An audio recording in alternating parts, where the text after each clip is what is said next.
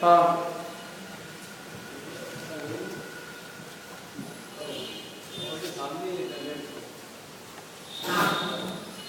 देखो, इस जीव को मोह के उदय से मिथ्यात्व कषाय आदि भाव होते हैं। पहला पॉइंट, उनको अपना स्वभाव मानता है। क्या भूल है ये कि जो मोहनी कर्म के उदय से जो मिथ्यात्व और कषाय भाव हुए, ये जीव उसको अपना स्वभाव मानता है। अब इसमें दो चीजें हुई, मोहनी कर्म के दो भेद है। कौन कौन से? दर्शन मोहनी और चारित्र मोहनी। पेज नंबर 80 82 मोहनी कर्म के दो भेद हुए ना, दर्शन मोहनी और चारित्र मोहनी। दर्शन मोह के उदय से क्या होता है? मिथ्यात्व। और चारित्र मोहनी के उदय से कषाय। दो चीजें। मोहनी कर्म के दो भेद हैं, दर्शन मोहनी और चारित्र मोहनी। दर्शन मोहनी के उदय से अतत्व श्रद्धांत रूप मिथ्यात्व होता है, और चारित्र मोहनी के उदय से विपरीत चारित्र माने कषाय भाव होता है। ये दो काम मोहनी कर्म के उदय से होते हैं।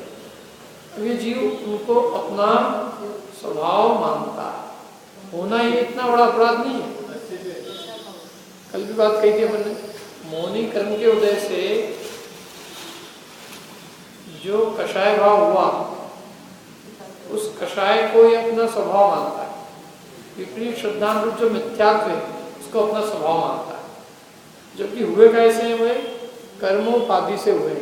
ये कर्मोपाधि से हुए नहीं जानता, जानते ही नहीं कर्म क्या है, किसके किसके उदय से हुए हैं, कौन इसमें परिनिमित्त है, कि अपना स्वभाव है कि विभाव है, ऐसा कुछ बोध इसको नहीं है। दर्शन ज्ञान उपयोग और ये आश्रव भाव उनको एक मानता है। मिला कि नहीं मिला? देखो, आश्रव तत्व संबंधी भूल में है ये सब। पेज नंबर 80 पे 82 पे नहीं मिला आश्रव तत्व संबंधी भूल।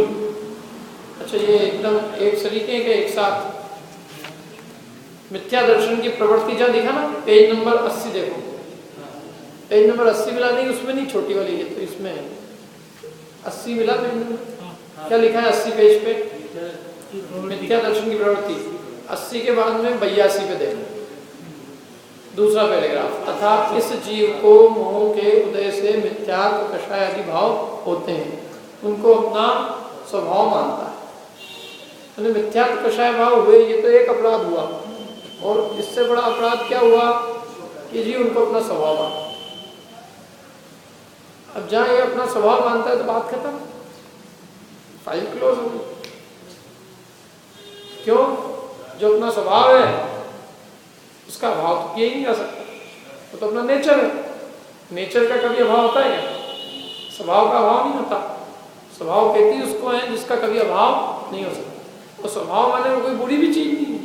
आदमी का यदि नेचर है मिथ्यात्व कषाय करना, क्रोध करना, उसका नेचर है, वो नेचर है तो करता, उसमें क्या बुरी बात है? तो यदि वो उसको लगे कि ये स्वभाव नहीं है, ये विभाव है, विपरीत भाव है, ये अपराध रूप भाव है, तो वो उसके नाश का उपाय सोचेगा। और उसको वो लगे कि ये तो कुछ गलत है ही नहीं, इसमें क्या गलती है? गुस्सा आ गया तो इसमें क्या गलती है? कोई मारेगा तो गुस्सा आएगा ही ना। दुकान में बैठेंगे तो धंधा चलाने के लिए लालच तो होगा ही ना, छल कपट तो करना ही पड़ेगा थोड़ा बहुत। और अभिमान तो आदमी को, स्वाभिमान तो अपना रखना ही चाहिए। स्वाभिमान के बिना जिंदगी क्या करनी चाहिए? तो अब वो दिक्कत ये है कि वो उसको अपना स्वभाव मान रहा है, मैंने उसमें उसको कोई अपराध बोध नहीं है कि ये कोई गलती है, इससे कर्म बंद होगा, ये मेरा स्वभाव नहीं है, विभाव है, मैं अनादि से इसी के वश होकर चार गति में घूम रहा हूँ, ये आगामी काल में नरक निगोद के कारण कुछ ज्ञान नहीं। बिल्कुल निशंक होकर क्रोधादि भाव करता है ना। जिस समय क्रोध मान माया लोभ में प्रवृत्ता है, विपरीत श्रद्धा में प्रवृत्ता है, उस समय उसको इतनी सी भी अंदर फीलिंग भी नहीं होती है कि ये मैं कोई गलती भी कर रहा हूं।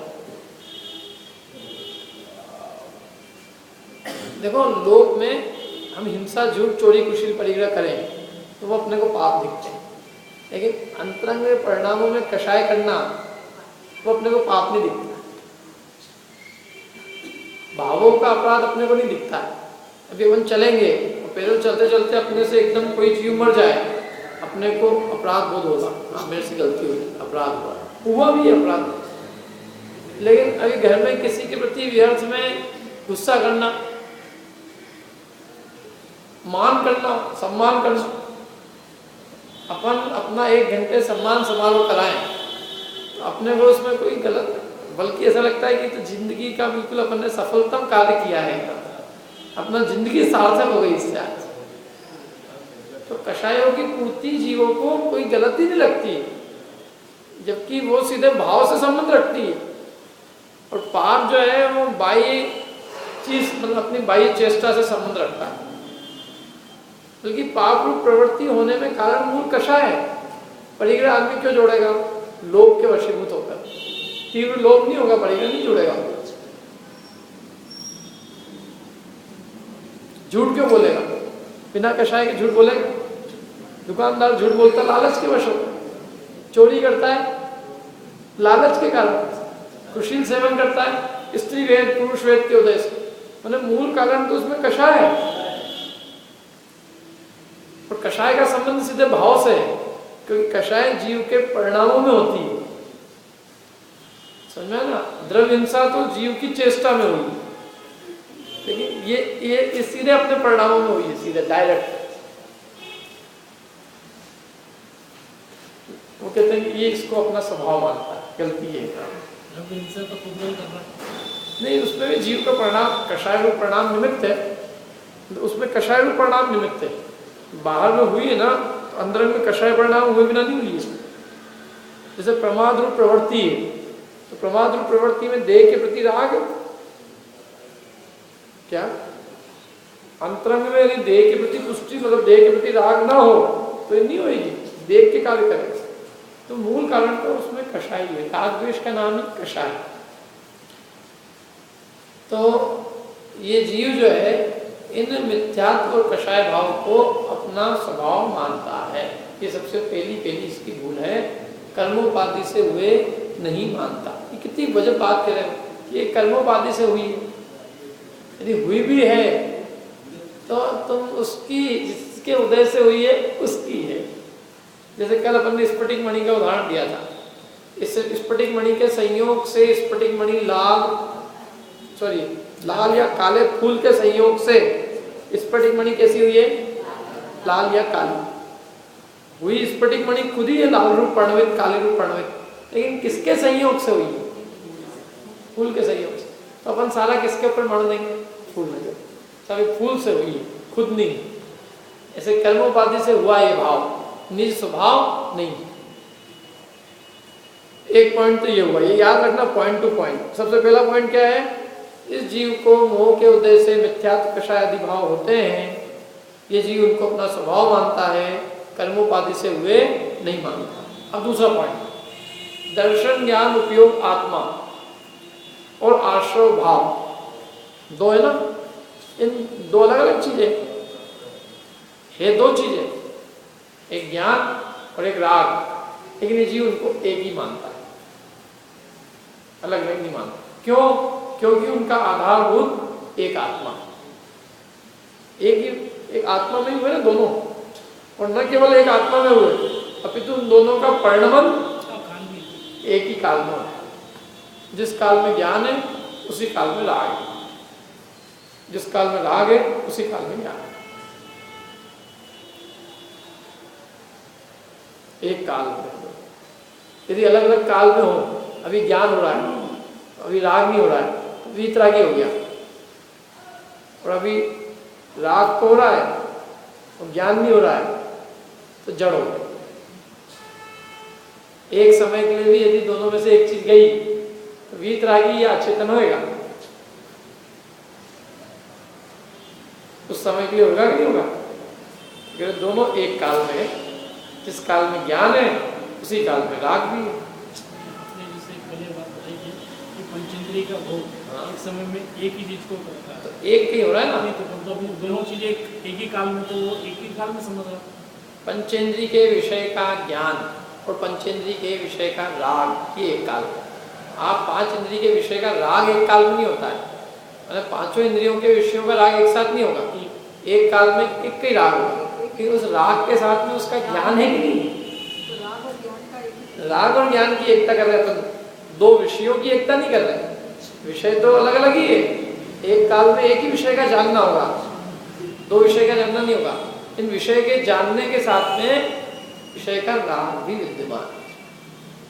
अपन ने रसगुल्ला जाना भी और रसगुल्ले के साथ में रसगुल्ले के राग को भी भोगा। वो राग मिश्रित स्वाद है, केवल ज्ञान का स्वाद नहीं है, इसलिए तो आकुलता रूप होता है।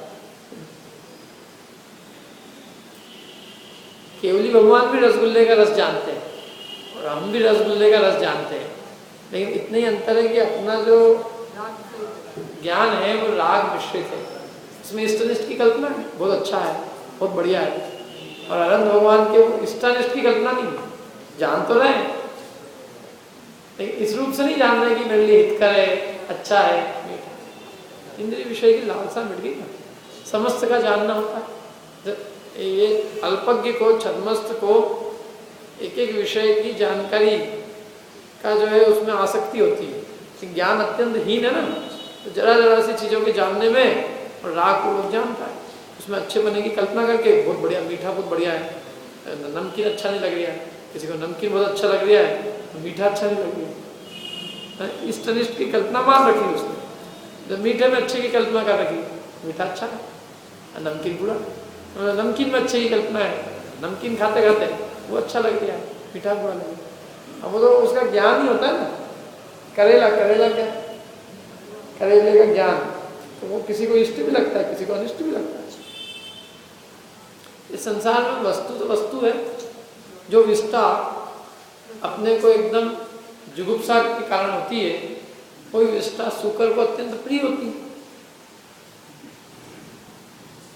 होती कि नहीं होती, उसका भोजन वही है।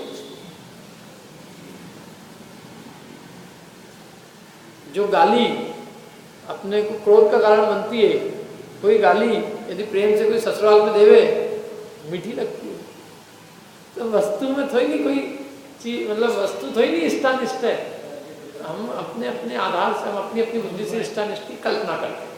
ये मेरे लिए अच्छी है, उसका सेवन करते हुए आनंद मानते हैं, ये मेरे लिए बुरी है, उसका सेवन करते हुए दुख मानते हैं।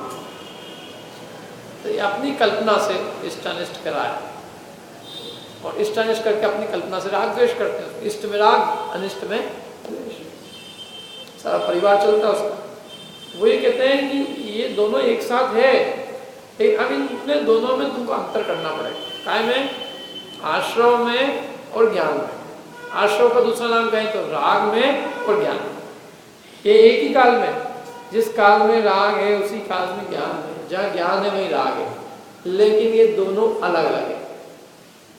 इन दोनों को एक माने तो कह रहे हैं कि इसने स्वभाव और विभाव की पहचान नहीं करी। भले एक आत्मा में हुए हैं, लेकिन एक आत्मा में होने पर भी एक नहीं, दोनों का परिणाम एक काल में है, लेकिन फिर भी दोनों अलग अलग है। और जो दुख का कारण है वो राग है। संसार में जितना भी अपने को दुख है ना, वो दुख का कारण है राग। दुख का कारण ज्ञान नहीं है। ज्ञान कभी दुख का कारण नहीं होता। ज्ञान तो सुख का ही कारण होता है, लेकिन वो ज्ञान में जो राग की मिलावट है ना, वो दुख का कारण है। और अपने को वो राग को ही दूर करना है, ज्ञान को दूर नहीं करना है। ज्ञान तो अपना स्वभाव है, वो तो सुख का कारण है। ज्ञान तो केवल ज्ञान रूप प्रकट होगा। जो कचरा है वो राग का है। जो जितना दुख है संसार में वो सब राग का। राग के अलावा किसी बात का दुख नहीं। हर एक दुख में आप देखना उस वस्तु का राग है, इसलिए अपन दुखी है।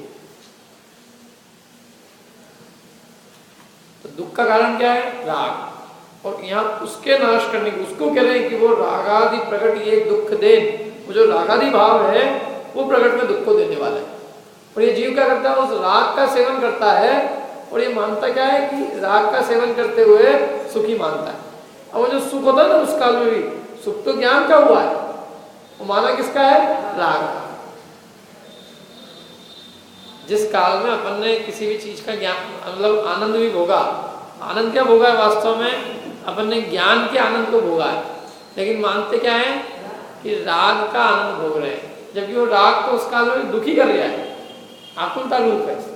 तो ये दोनों में मतलब इन दोनों में अंतर करना, इन दोनों में भेद विज्ञान करना, ये है, ये दुख रूप है और ये सुख रूप है, ये स्वभाव है, ये विभाव, ये मेरी चीज है, ये पराई है, ये कर्मोपाधि से हुई है, ये स्वभाव से हुई है, ये पर निमित्त से है, ये स्व से है। कल हमने कही थी, क्योंकि ये एक ही में ना, शरीर और आत्मा तो दो द्रव्य अलग अलग है, क्योंकि जाति अलग अलग है, एक अचेतन है, एक चेतन है। ये तू चेतन और देह अचेतन, यह जड़ तू ज्ञानी, ये तो समझ में आ जाता अपने को।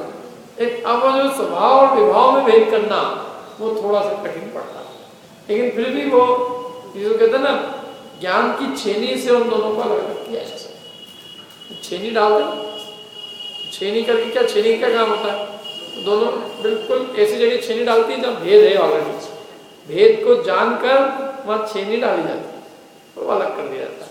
ऐसे भेद जानकर ज्ञान की छेनी डाल तो ज्ञान और राग को अलग किया जा सकता है। इसके लिए एक उदाहरण प्रसिद्ध है, वही कोई माँ है और वो माँ जो है बड़ी परेशान, स्वाध्याय हुए तो माँ ने कहा कि भैया तुम्हारा स्वाध्याय बंद करो, पहले तुमको मेरी प्रॉब्लम सॉल्व करनी पड़ेगी। क्या की प्रॉब्लम क्या है कि मेरी कोई व्यवस्था नहीं करता, खाने पीने की व्यवस्था नहीं है, कोई समाज ध्यान नहीं देता, सबसे पहले मेरी व्यवस्था करवाओ। तो पंडित जी ने कहा बात तो सच्ची, इनकी व्यवस्था पहले होनी चाहिए। अपन बातें करें तो उससे क्या है, इनकी व्यवस्था करो पहले खाने पीने की, और फिर अपन प्रवचन चालू करें। तो लोगों ने कहा कि आप अपनी बात करो, ये सब समाज के प्रपंच हम निपटा लेंगे। तो उन्होंने कहा नहीं, पहले इनकी करो। बोला आपसे कह रहे ना, आप तो अपना काम करो। उन्होंने अपना काम चालू किया। फिर अम्मा जी बोली ये मेरी कोई व्यवस्था नहीं देखता। तो सेठ जी ने फिर, पंडित जी ने फिर प्रवचन माना। तो सेठ लोगों ने कहा इनके 3-3 बच्चे हैं और तीनों एक से एक करोड़पति, हम सारे मिलके भी जितनी सेवा नहीं कर सकते इनकी, उतनी इनका एक ही बेटा कर सकता, और हम इनके प्रपंच में फंसना ही नहीं चाहते।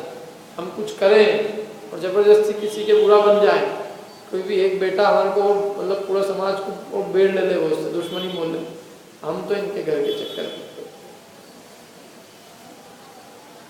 इसलिए हम कुछ नहीं करते। तो अब जो है उन्होंने अपना प्रवचन चालू किया कि बात तो सच्ची, जब इनके बच्चे हैं तो व्यवस्था करें।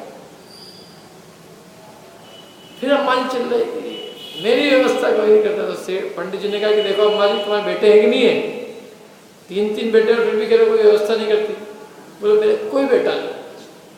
तो उन्होंने कहा तो अम्मा जी कह रही कोई बेटा नहीं, आप लोग कह रहे बेटा है। बोले इनसे पूछो वापस अच्छे जोड़ लगा के, तुम्हारे बेटे है कि नहीं है, 3-3 है तुम्हारे। जोड़ लगा के कहा क्यों, तुम्हारे 3-3 है कि नहीं है। बोले अरे ऐसे पैदा होने से पहले ही मर जाते हैं तो अच्छा।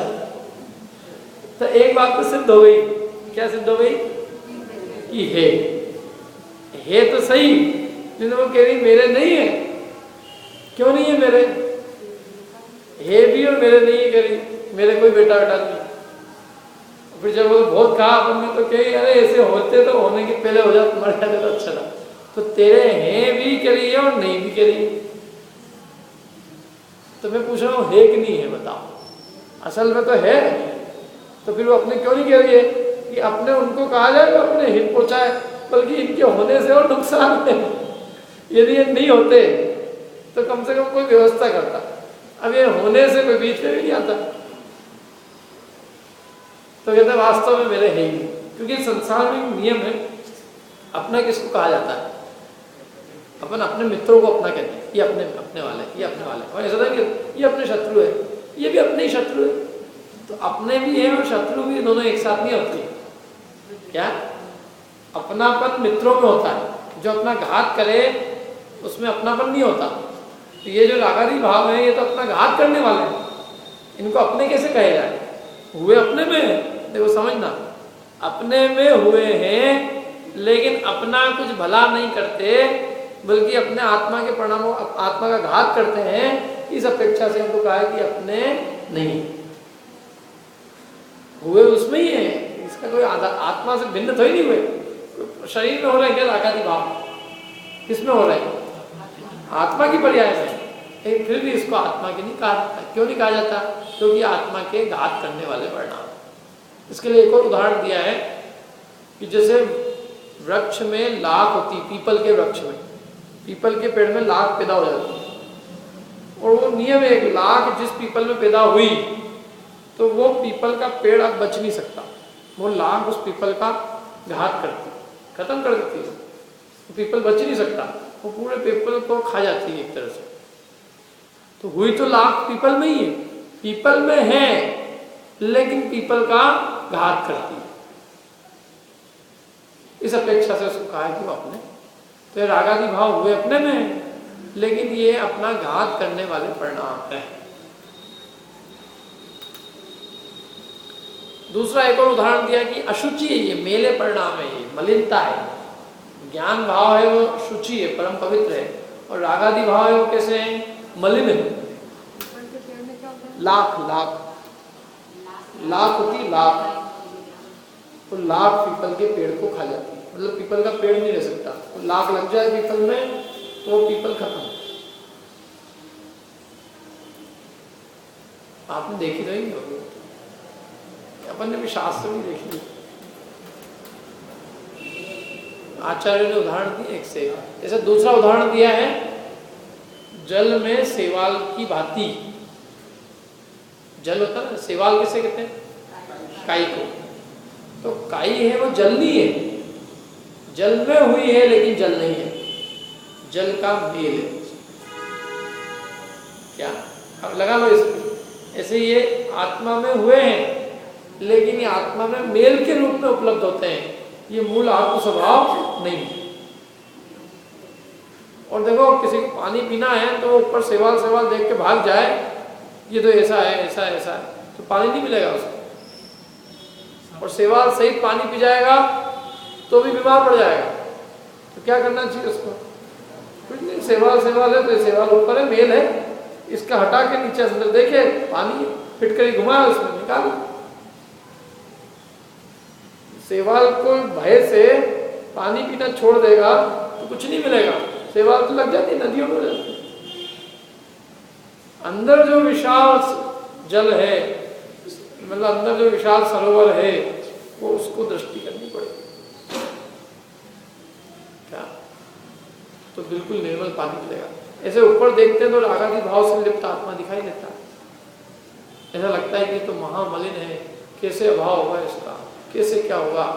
लोग कहते हैं आचार्य देव कि इसके अंतरंग में देख तो वो ज्ञान समुद्र, ज्ञान सरोवर वो अंदर में दिखाई देगा, और ये तो ऊपर ही ऊपर है, ये मेल के रूप में है, ये मूल स्वभाव नहीं है।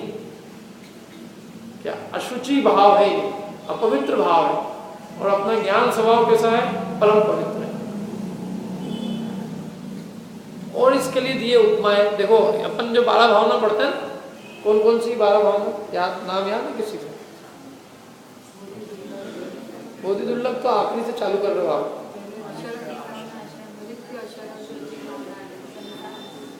शुरू की 6 भावनाओं के नाम बताओ, कौन बताएगा? हाथ खड़ा करना, किस किस को याद है?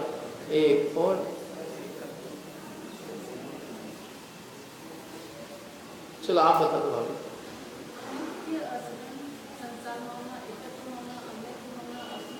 बस बस इतने ही 6 भावना के नाम हो गए, एकदम क्रम से बताया व्यवस्थित। अनित्य, अशरण, संसार, एकत्व, अन्यत्व, अशुचि। और 7वीं भावना का नाम क्या है? आश्रव भावना। तो अब अपन ने जो 6 भावना है तो शरीर और आत्मा पे लगाई अपन ने। शरीर अनित्य है, आत्मा नित्य है, शरीर अशरण है, आत्मा शरण है। ये 6 भावनाओं में मुख्यतः शरीर और आत्मा के बीच में भेद विज्ञान कराया जाता है।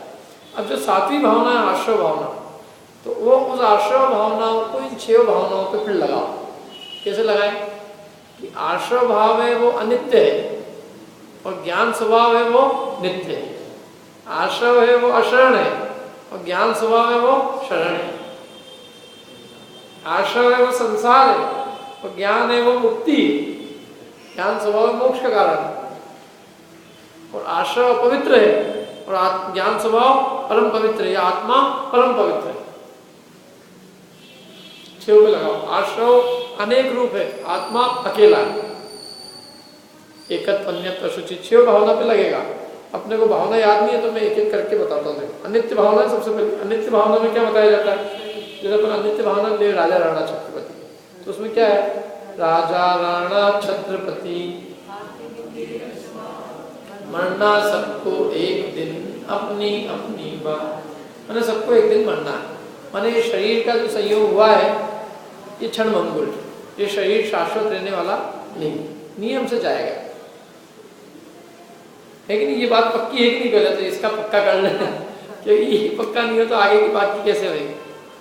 ये पक्का है, ठीक है। अब अपन ने ये शरीर पे तो समझ लिया कि शरीर क्षणभंगुर है, ये पर्याय क्षणभंगुर है।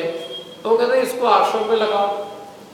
ये जो रागादि भाव है, आश्रव भाव है, ये भी क्या है? क्षणभंगुर है। आश्रव मतलब भाव आश्रव की बात कर रहे हैं। भाव आश्रव माने मोह राग द्वेष के परिणाम। तो ये भी कैसे हैं?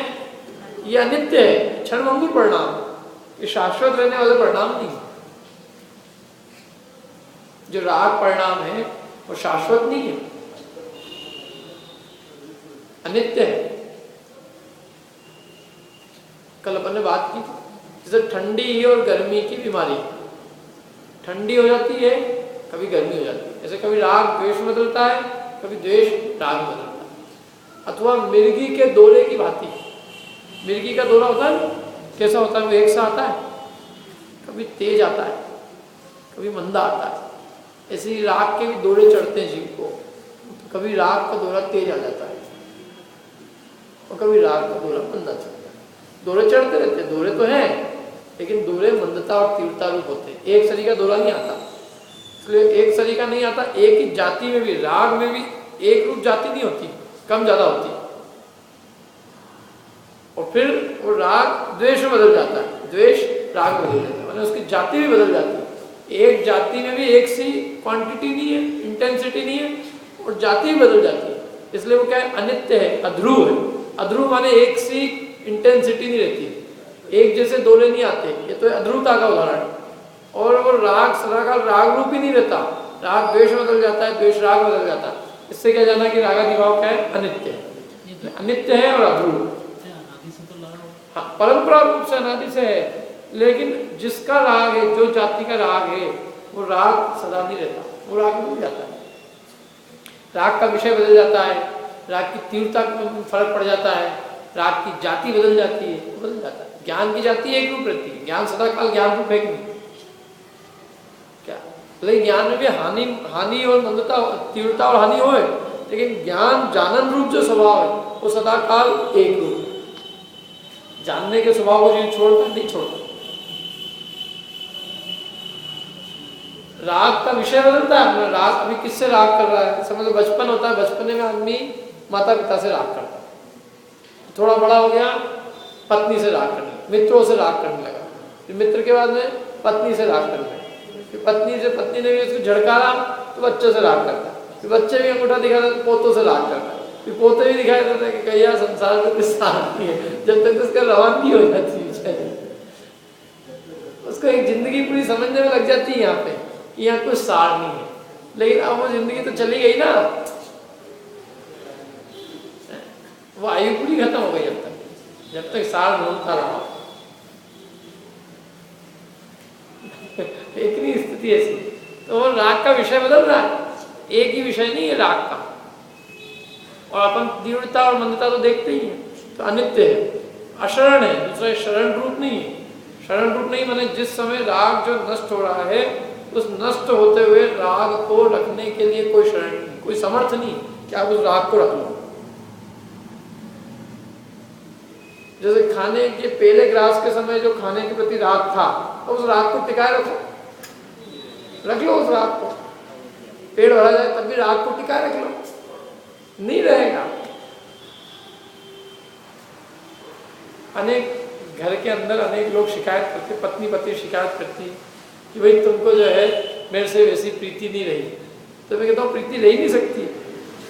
वो राग बहुत अशरण है ना, वो जो उसके विवाह के समय जो राग था वो राग नहीं रह सकता। नष्ट होते हुए राग को रखने के लिए कोई समर्थ नहीं है।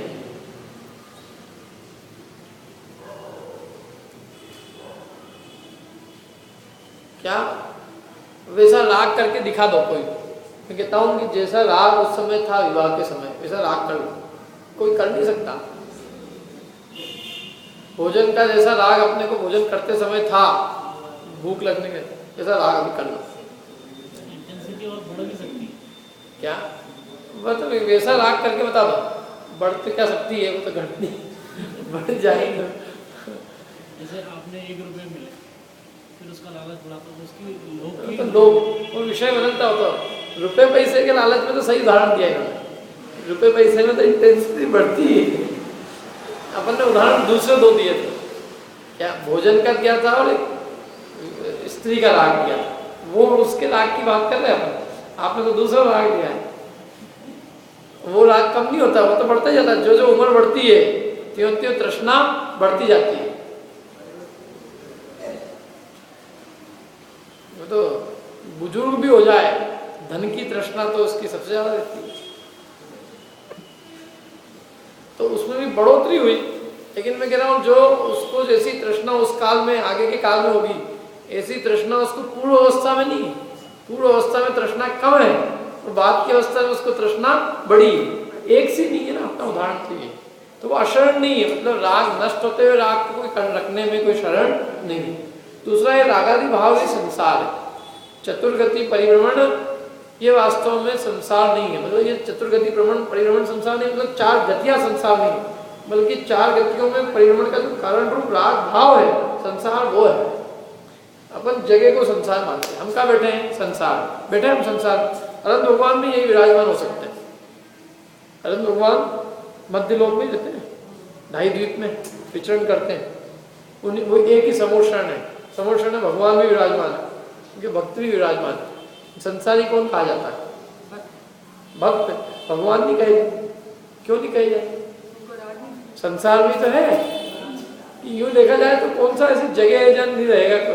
वो लोकाग्र भी तो वो भी संसारी, क्योंकि उस लोकाग्र में भी निगोदिया जीव रहते हैं। माने कोई क्षेत्र विशेष का नाम संसार या मोक्ष नहीं है। अपने ऐसे दिमाग में बैठा है यहाँ नीचे संसार, ऊपर मोक्ष, ऐसा बिल्कुल नहीं है। अनंत भगवान है, उनके भाव मोक्ष हो चुका है। और ऊपर जहाँ सिद्ध भगवान है वहां भी अनंत निगोदिया जीव है। तो क्षेत्र से क्या लेना देना है उसका? वो तो आत्मा की शुद्ध अवस्था का नाम मोक्ष है। तो ये जीव क्षेत्र को संसार मानता है, जगह को। ये मनुष्य लोक है, मनुष्य गति। ये तिर्यंच लोक है, तिर्यंच गति। ये देवलोक है, देवगति। ये नरक लोक है, नरक गति। कहता हूँ ये 4 गति है ना, इन 4 गतियों में बसते हुए जीव में जो राग भाव है वो राग भाव संसार है। वो राग भाव नहीं हो तो ये जीव संसार में घूमे क्यों? 4 गति में परिभ्रमण का मूल कारण क्या है? हम यहाँ से अगली गति में जाएंगे, देवगति, नरक गति जिसमें जाएंगे, वो वीतराग भाव से जाएंगे कि राग द्वेष परिणामों के वशीभूत होकर जाएंगे? राग द्वेष करेंगे, जाएंगे। जैसी आयु बांधेंगे वैसी जगह जाएंगे। जितनी तीव्रता से राग होगा तो उसका वैसा फल मिलेगा, द्वेष होगा वैसा फल मिलेगा। जिस जाति का परिणाम होगा उस जाति के राग द्वेष के हिसाब से वैसी गति मिलेगी। और वीतरागता रूप भाव होगा तो उससे क्या मिलेगा? मोक्ष मिलेगा। तो राग भाव है ना मूल संसार का कारण। देखो 2 भावनाएं अपनी 12 भावना में, एक संसार भावना, एक लोक भावना। लोक में बताई जाती है ज्योग्राफी और संसार में बताया जाता है जीव का राग रूप परिणाम। यदि हम यही संसार में ही ज्योग्राफी बता देंगे तो लोक भावना में क्या बताएंगे आपको? 2 भावना अलग अलग रखी है। लोक में लोक की भौगोलिक स्थिति क्या है, जीव कहाँ कहाँ रहता है, 3 लोक क्या है, कहाँ स्वर्ग है, कहाँ नरक है, वो 4 गतियों के ठिकाने बताएंगे, 4 गतियों की आयु बताएंगे, उनमें जीवों के उगाना बताएंगे, सब बताएंगे। वो लोक भावना में चलेगा पूरा विस्तार, क्योंकि लोक में भी पूरा 3 लोक का वर्णन होगा। और यहाँ जो संसार भावना है तो संसार भावना में इतने कहेंगे पर द्रव्यंते प्रीति जो है संसार अबोध और ताको फल गति 4 में भ्रमण कयो श्रुत शोध। क्या है संसार? परद्रव्यंते प्रीति जो, परद्रव्यों से जो प्रेम है, परद्रव्यंते प्रीति जो है संसार, वो क्या है? संसार है। अबोध माने अज्ञान रूप है। ताको फल गति चाल में, उसका फल गति चाल में भ्रमण कयो, भ्रमण माने घूमना कहा है। किसने कहा है? श्रुत शोध, जिन्होंने श्रुत का शोधन किया है उन्होंने कहा है।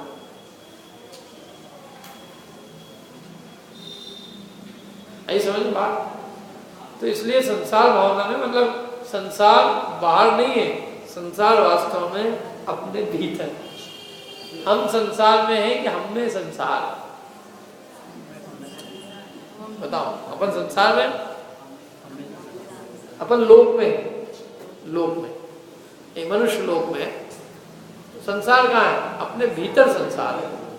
सारा राग द्वेष परिणाम का है? अपनी पर्याय में।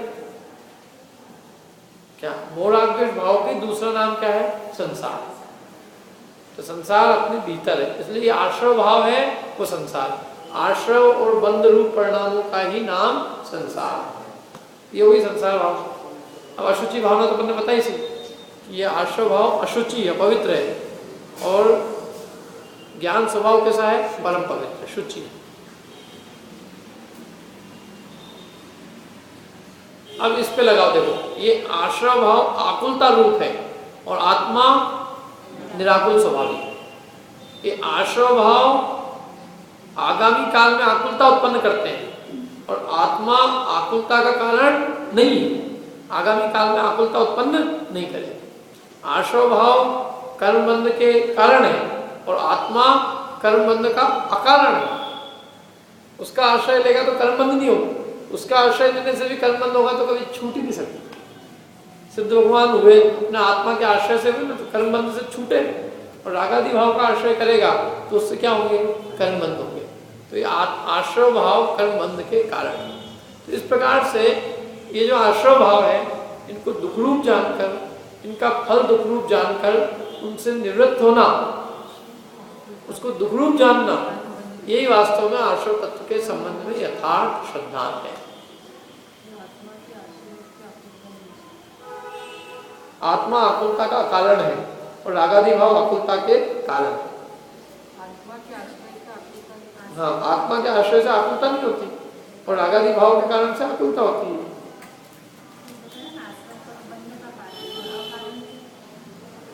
आश्रव भाव कर्म बंध का कारण है, रागादि भाव लो, रागादि भाव कर्म बंध का कारण है और आत्मा कर्म बंध का अकारण है, माने आत्मा कर्म बंध का कारण नहीं। ठीक है, ये तो पूरा मतलब गाथाएं की गाथाएं भरी पड़ी कि जब तक ये जीव रागादि भाव का और आत्मा का भेद नहीं करता तब तक ये रागादि भाव में प्रवृत्ति करता है, और जब ये रागादि भाव और आत्मा में भेद करता है तो ये रागादि भाव से निवृत्त होता चला जाता है। उसका फल ही यही है। राग को भिन्न जानने का फल ये है रागादि से निवृत्ति होना। जिसको अपन ने समझा कि दुखरूप है और फिर भी नहीं छोड़े तो कहते हैं कि इसने जाना ही कहा, उसे जानने का फल ही है कि उससे निवृत्त होना। मैं कहूँ कि गड्ढा है तो फिर मैं गिर जाऊँ ऐसे तो तुमने गड्ढा कहाँ जाना।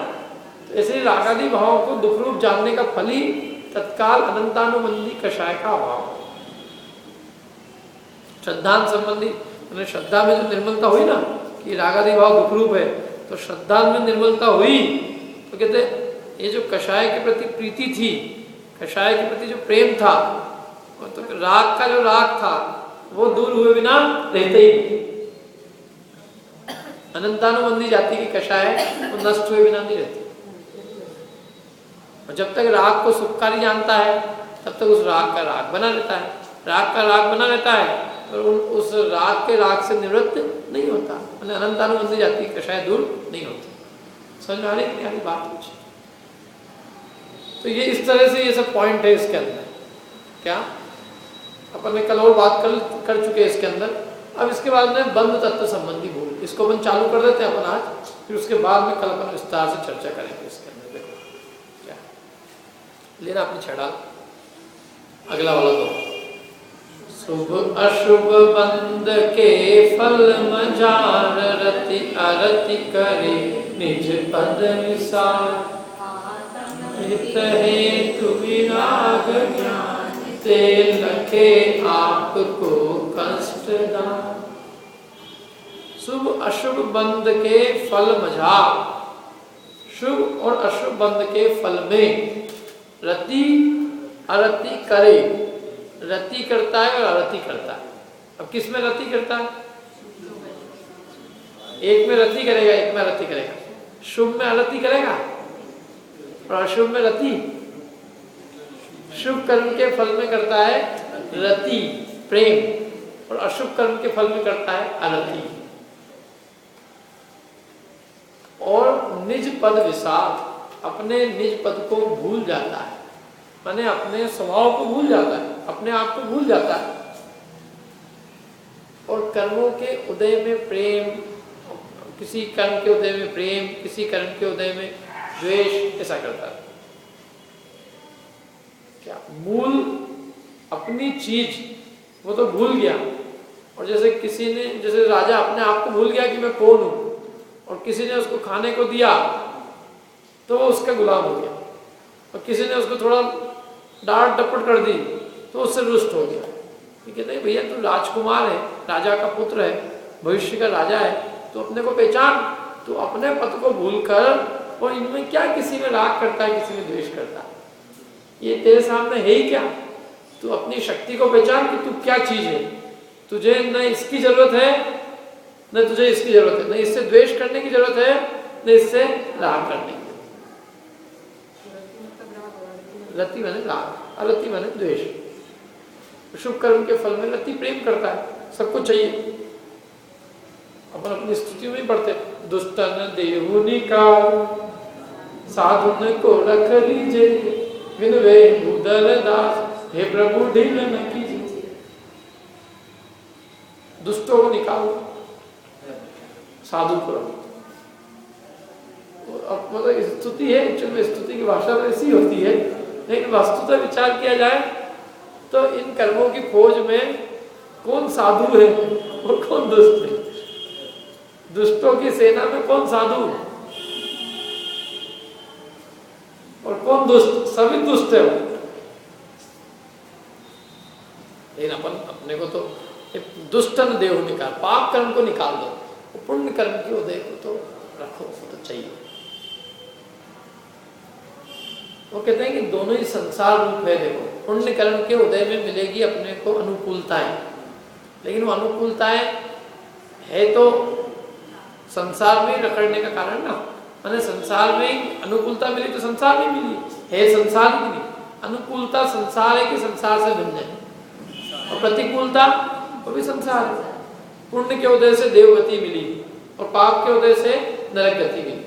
तो देवगति संसार है कि संसार से भिन्न है। जैसे पाप के फल में नरक गति मिली तो नरक गति संसार है कि संसार से भिन्न है, दोनों ही संसार है।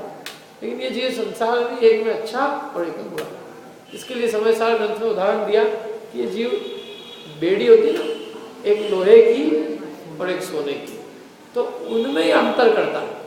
क्या अजब आदमी, जैसे कोई आदमी किसी से मिलने जाए जेल में और वो समझे कि भैया ये तो बड़ा दुखी होगा, और वो अपने गुणगान गाने लग जाए, अरे क्या जेल में रखा आपने, क्या सिक्योरिटी है यहाँ पे। सिक्योरिटी का बात की, सिक्योरिटी किस बात की? तेरी सिक्योरिटी नहीं है तेरे को सुरक्षित रखने के लिए, तू भाग नहीं जा इस बात की सिक्योरिटी। क्या कैमरे लगे, अपने फोटो खिंचाते हैं यहाँ पे रोज, उसके सुखरूप माने तो अपनी बुद्धि लगेगी कि ये आदमी की सोच कैसी है। महाप्रसन्न तिहाड़ जेल में मेरे को रखा हुआ है, तो ये भी अच्छी बात है तेरे लिए, तिहाड़ जेल में रखा हुआ है। तो सुखरूप दुखरूप नहीं माने तो उसमें वीतराग का रखे, और क्या इसमें नहीं है, न मेरे लिए राग करने रूप है न द्वेष करने रूप है, बल्कि दोनों ही संसार के कारण है। क्या दोनों ही कर्म, न दोनों संसार रूप है, तो संसार है, यदि दोनों ही संसार है तो वो राग करने रूप है ही नहीं। क्या कैसा उसका वीतराग का रूप रखे, न पुण्य के उदय में रति करे न पाप के उदय में अरति करे, और अपने स्वरूप का स्मरण करे कि मेरे चैतन्य स्वरूप को ये सब कुछ नहीं चाहिए, न मुझे पुण्य के उदय की चाह है न मुझे पाप के उदय की चाह है, क्योंकि पुण्य पाप का उदय सब देह में फलता है। क्या में फलता है? शरीर में फलता है। अपने विकारी भाव की पुष्टि करता है, रागादि भाव को पुष्ट कर देता है, कुछ रागादि भाव की पूर्ति कर देता है, कषायों की क्षण भंगुर पूर्ति हो जाती है, लेकिन उससे कुछ भी हित की सिद्धि नहीं होती। और हम अपने चैतन्य स्वभाव को मतलब चैतन्य स्वभाव का स्मरण करें तो वो चैतन्य स्वभाव तो अनंत महिमा युक्त है, अनंत ज्ञान, अनंत दर्शन, अनंत वीर स्वभावी, अनंत सुख स्वभावी, वो स्वयं सुख स्वभावी।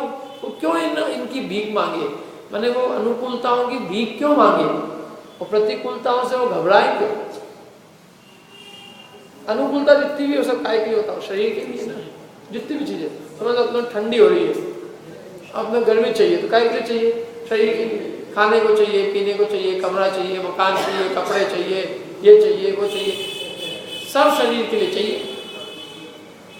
तो हम मतलब जेल है, वो जेल की सामग्री जो है उसमें संतुष्ट हो रहे हैं। ये विचार नहीं हो रहा है कि ये जेल ही नहीं हो रहे तो ये जरूरत किसको है? एक बार विचार करो थोड़ी देर के लिए कि देह नहीं हो अपने साथ में, तो अब अपने को कौन सा दुख रहेगा? क्या रहेगा अपने? जितने दुख है वो सब देह के निमित्त से है। सुबह उठो, पहले तो उठाओ उसको, हाँ वो परिश्रम लगता है उसमें, सुबह सुबह उठाओ, फिर उठते ही काम, वही हमको एक कह रहा है कि मुंह साफ करो, मुंह साफ करो, फिर मुंह साफ करो, फिर मुंह साफ करो तो आप कुछ पियो, खाओ, भूख लगे, फिर पेट साफ करो, फिर नहाओ, फिर कपड़े बनाओ, फिर बोल मंदिर जाओ, जिनको कष्ट आता मंदिर जाओ, ले जाओ, दर्शन करो, अब घर आओ, अब तो कुछ खाने को मिल जाएगा नहीं, अब खाना बनाओ, बनाओ, बनाने के लिए लाओ, लाने के लिए एक अपनी दुकान पे जाए, एक अपनी घर की दुकान चालू करे, और फिर घंटे 2 घंटे तक बेचारा मेहनत करता रहे, फिर थोड़ी सी देर के लिए उसको थोड़ा सा कुछ बन जाए, फिर उसको खाया, क्षण भर के लिए खाया, और फिर थोड़ी देर बाद पच नहीं रहा है, पेट दुख रहा है। अभी तो तेरे को पहले भरने की आकुलता थी, अब भरने के बाद में ये पच नहीं रहा है, इसकी आकुलता हो गई, और फिर दिन भर कैसे भी करके निकाला, फिर किसी तरह पचपुचा गया तो शाम को फिर पेट खा ली, और फिर उसकी दुकान शाम को फिर खोली, थक गया सुलाओ इसको। मैंने सारी चिंताएं आकुलताएं दे के नहीं उससे, और हम फिर भी देह की अनुकूलता मिलती है तो बड़े ऐसे प्रसन्न हो जाते हो। मैंने वो जेल की लीपा पोती क्या हुई थोड़ी बहुत, क्या जेल में थोड़ी फैसिलिटी लग गई तो आदमी ऐसा हो गया कि बहुत बढ़िया, बहुत बढ़िया, बहुत बढ़िया। जो मूलभूत कारण है कि ये जो जेल मिली है, कारागृह मिला है, इसे छूटने की सोचनी है कि भाई इसमें अच्छा हो जाएगी, अच्छा हो जाएगी। मैंने सोच ही उल्टी है ना अपनी, अपन जो है बंधन में सुख मान रहे हैं, ये अपनी सोच है। अब वो चाहे सोने का बंधन हो, चाहे लोहे का बंधन हो, भाई सोने की बेड़ी हो चाहे लोहे की बेड़ी हो, ये तो बंधन ना, बंधन में क्या अंतर? बंधन में कोई अंतर हो तो बताओ, दिखाने के लिए तो अंतर हो सकता है कि ये देखो सोने की, तो दिखाने के लिए अंतर हो सकता है, लेकिन बेटा तू सोने से बंधा हो चाहे लोहे से बंधा हो, तो ये बंधा ही रहेगा, यहाँ से निकलेगा नहीं। जब तक तेरे को ये बंधन नहीं दिखेगा तब तक तो निकल नहीं सकता। और उल्टी बात है कि कभी भी किसी को लोहे की बेड़ी में प्रेम नहीं होता, और सोने की बेड़ियों से प्रेम हो जाता है। आदमी जो अटकता है ना, वो पुण्य के उदय में ज्यादा अटकता है, पाप के उदय से तो फिर भी कोई धर्म में लग जाता है। अभी समझ लो अपन लोगों की फैक्ट्री होती है सबकी, बस एक सेकंड, सबकी फैक्ट्री होती है अपनी, तो मैं गारंटी से कहता हूँ अपन यहाँ नहीं बैठे होते, हर व्यक्ति अपनी अपनी फैक्ट्री में पानी जो है कैसे घुसती जाए उसकी व्यवस्था करता है, देखता रहता है कम से कम खड़े खड़े, कुछ न कुछ करता है। कितनी आकुलता में जीता आदमी, क्या कहीं ये नहीं हो जाए, उसमें कोई वो नहीं हो जाए, पानी ज्यादा नहीं आ जाए, नहीं तो क्या होगा इस बार।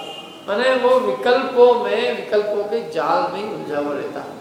ये तो अपने को थोड़ा पुण्य का उदय कम है तो अपन यहाँ बैठे हैं, यदि अति तीव्र पुण्य का उदय आ जाए तो उसको यहाँ बैठने का अवसर मिल ही नहीं सकता। इतनी निराकुलता से नहीं बैठ सकता है। किसी को टाटा अंबानी को बोल दो आप, अरे आप बिठा भी लो उनको तो भी ये बात सुन नहीं सकते हो 5 मिनट। चित्त में ही नहीं घुस सकती वो अंदर की तह तक। क्यों नहीं घुस सकती? क्योंकि वो इतने उदय में, उस उदय को भोगने में इतना मगन है कि वो ये समझ ही नहीं सकता कि इस पुण्य पाप के उदय से भिन्न भी कोई चैतन्य आत्मा है, कोई चीज है। इस बंधन से भी छूटा जा सकता है। इसलिए उन्होंने कहा कि भैया बंधन तो बंधन है, चाहे वो सोने का हो चाहे लोहे का हो। जो बंधन में अच्छे बुरा करता है वो वास्तव में बंध तत्व संबंधी भूल करता है। बाकी